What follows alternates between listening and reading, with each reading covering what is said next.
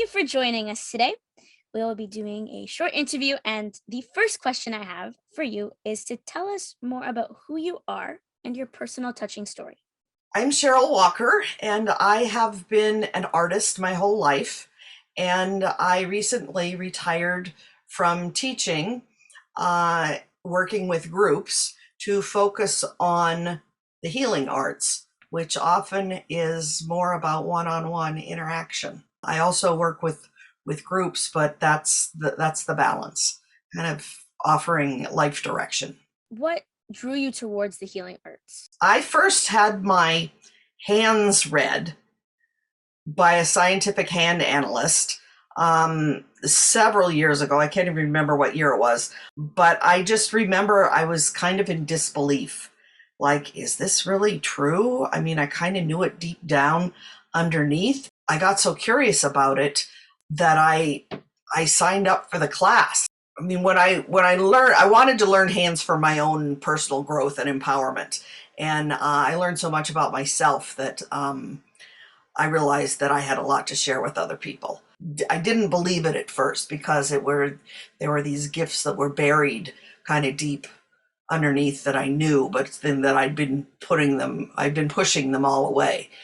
We have something called our life purpose, and that's in your fingertips. And there's your life lesson, which is the stuff that is really buried in your unconscious. And sometimes people call that the shadow self. My life lesson, the thing that I'm not good at, is being the black sheep. And that part all rang true, being different, being the artist.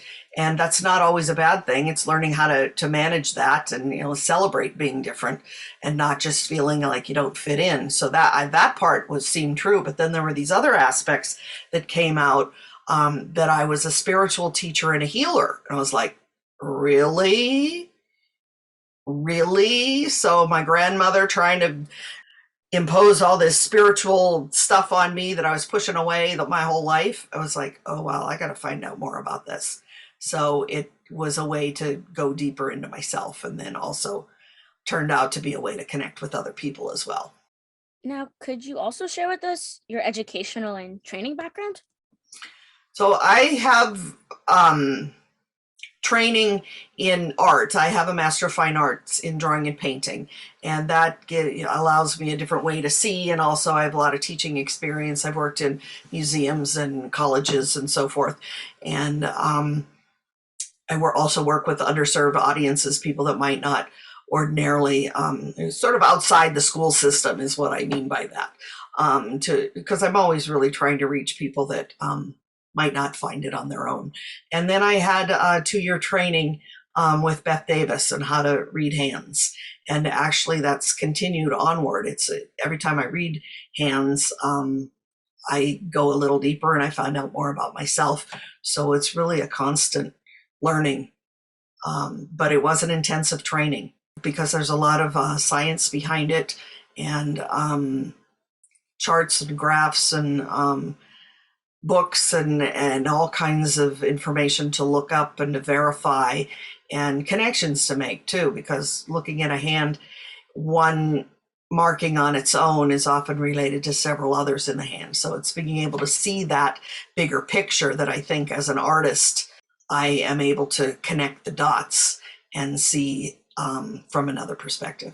I'd like to know what makes you unique, that sets you apart from the rest. Well, I think there is an art to reading hands.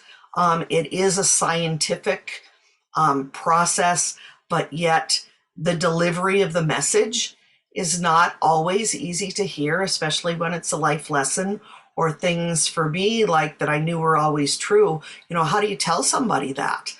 They really want to know. So it's a really deep personal connection, and I think I established trust and a rapport to be sure that the message is received in a way that it does good. But that's the one-on-one process that I really enjoy, and finding all the different markings in the hands that I can kind of make a story about it, and that really becomes more true and more real to the person who's having their hands read. So Mhm. I'd like to know, what are some of the common conditions you experience from your clients that are not so easy to hear? For me, it was a lot of people have gift markings in their hands, that they have spiritual gifts, or they might be clairvoyant, or have seeing and knowing powers. Some people might have a marker that suggests writing or a different kind of career path. I just read someone's hand there's different, we call them in the palms. There's the heart line, which is how you feel, and your head line is how you think, and your fate line is the one that runs straight up and down the middle. And I just read someone's hands who was she's in a real career transition, and it's like, what do I do next? And it actually shows in her hand. There's actually a jog in the line. It doesn't go straight. It goes, it stops, and it's right at the point, the age she is now, and she has a whole opportunity to move forward in an entirely different direction. And it's difficult and it's exciting at the same time.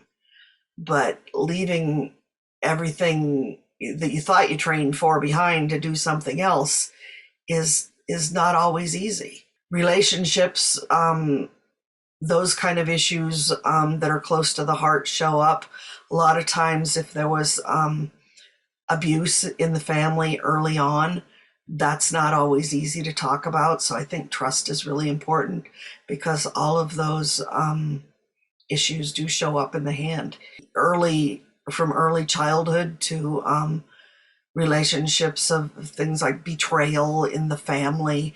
And so I think it's really important to create the safe space and the rapport. What can our clients or your clients expect from you? Well, I do create a sacred container and a safe space. And like I said, I really do enjoy the one-on-one connection. I really feel deeply connected once I work from handprints. So I take the prints, the person makes their handprints, and then I read them and I take notes, and then we come back and I share the information. So already I know a lot about the person that I maybe never had met before that process. And so it's important to create that sacred container and trust and non-judgment, because we all have our stuff. And I think I may have said earlier that every time I read hands, I learn something else about myself, whether I have the same issue or whether I have the opposite. But I always learn something else. Could you share 3 tips or processes that you take your clients through? The first process that we go through, like I said, are making the handprints. And that's a whole process in and of itself. And then it comes down to acknowledging your strengths or your weaknesses. Your strengths, like I said, are your life purpose. And most of the time, those are the things that come easily to you. And but if they're not, we have what we call a master path and a student path. And if you're not on purpose and you're on the student path and your life's not going so great, you want to get back on the path of the master path and really be true to your purpose. And then the shadow self, or your or blind spots, or the things that are your life lesson, the things that problems that keep showing up over and over again in the same department, so to speak. And we go through those. That's kind of the main process. And also this bringing the unconscious, bringing what's in your hands to the surface so that you're conscious about it. And when I say unconscious and that you don't know, there is a deep knowing, because the lines in your hands are actually mapping the same lines as the neural pathways in your brain. It's literally how we're wired. So there is this deep knowing, and it's about getting to know that about yourself. And of course, the more we know about ourselves, the more we can respond rather than react.